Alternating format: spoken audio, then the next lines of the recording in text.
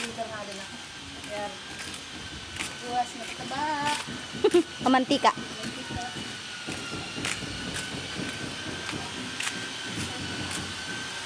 Ito ba nakita mo?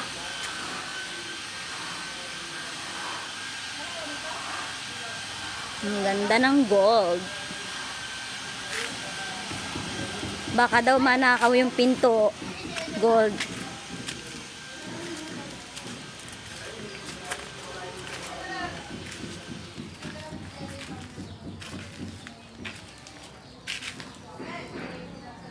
Ang ganda.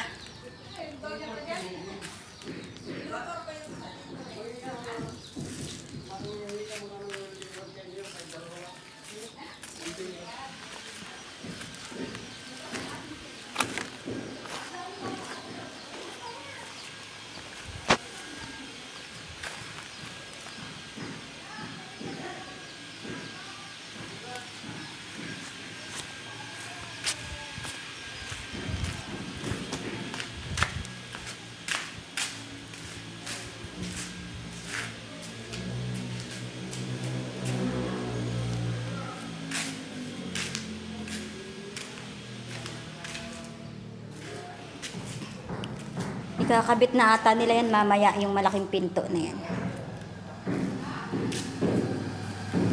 Yan, naikabit na ni Elmer yung mga bintana. Yan. Oh.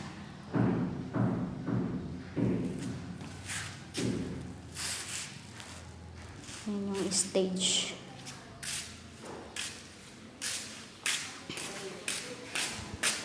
At may visitor. Ano ba yan? May visitor.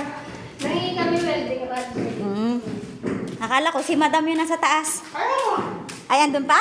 Oo. Tingnan ako eh.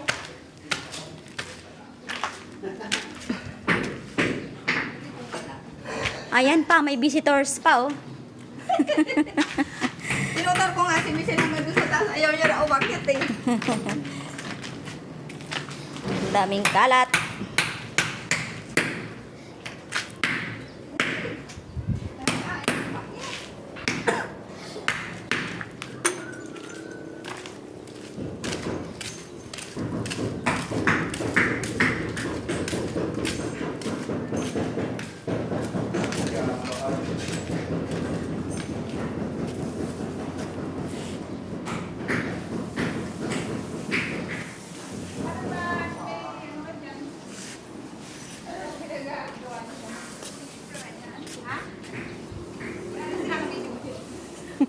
Pinapabidyo ni ate.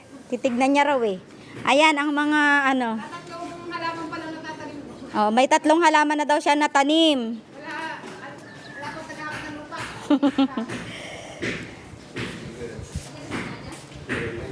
Alik, ako yung halika magsalita ka dito sa ano, yung sa kwarto. Dali na, sabihin mo yung ano. Magsalita ka lang, ayan, ibibidyo ko yung ano. Ito yung kwarto.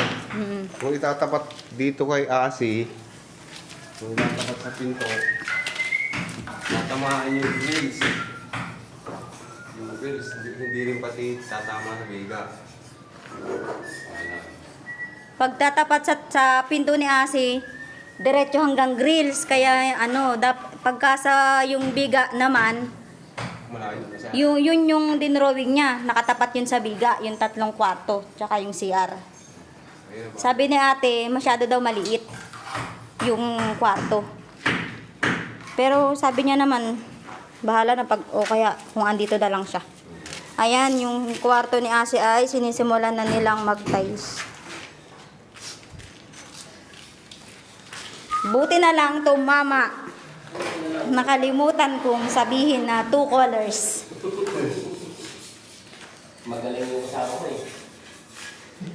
Dali kasi ako ng Muklapay. Kaya hindi ko naibilin. Ngayon pala ang ano, akala ko Monday ang start nyo dito. Kaya hindi ko na ano kay Romeo. Magkakalit siya mga isa. Nakarapat na eh. Sabi niya, ako may tutulan. Basta yung ano, yung dark, dito yun sa balcony, tsaka sa sahig ng CR. Tapos itong ano, gray na to sa floor at saka dun sa pataas ng CR. Ano ba yan? Dingding ng CR. Yan dyan. Dingding ng CR. Pero yung floor ng CR, yung ano din, yung dark, saka yung balcony.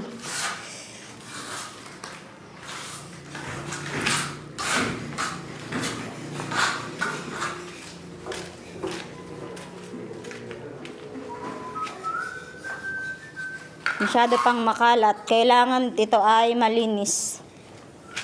Dapat unti-untiin na nating linisin para hindi masyado masakit sa mata. Pupunta ako dun sa taas kay Kuya Ronnie. Kaya lang ang hirap ng daan. Wala na pati. Ay, nilagyan mo na? Paano na ako makakaakyat? Ito na ako. Hindi na ako makakaakyat kasi may harang ng mga kahoy. Dito na lang. Yan. Wala na siyang bubong. Yun na, oh. Nawala na. Wala nang bubong. Oh. Wala nang bubong. Hindi na ako makaakyat. Puro kahoy na. Andun si Kuya Ronnie sa taas. Naglalagay ng grout.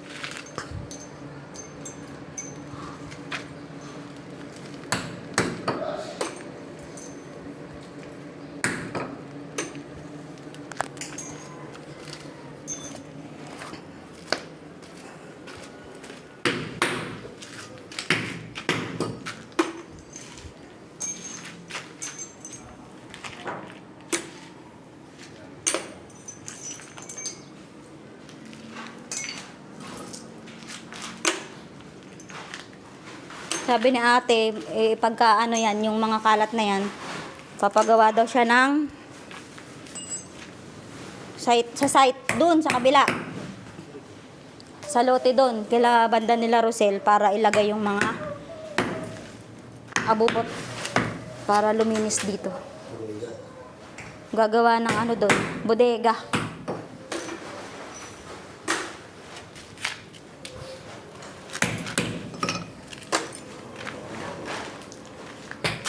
Down.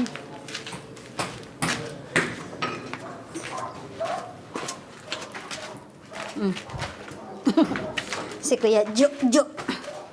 Ay, level ba natin? Mababa.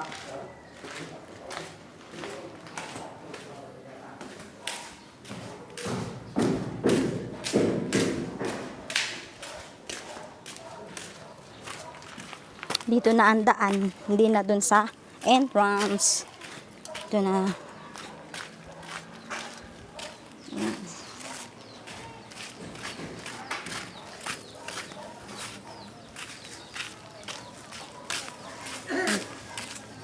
Sino si Kuya Ronnie?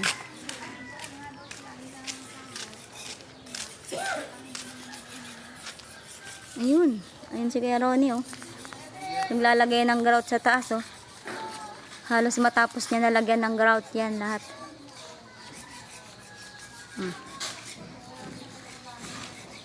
May bonus pa dun, oh. At may dumaang bakla, oh.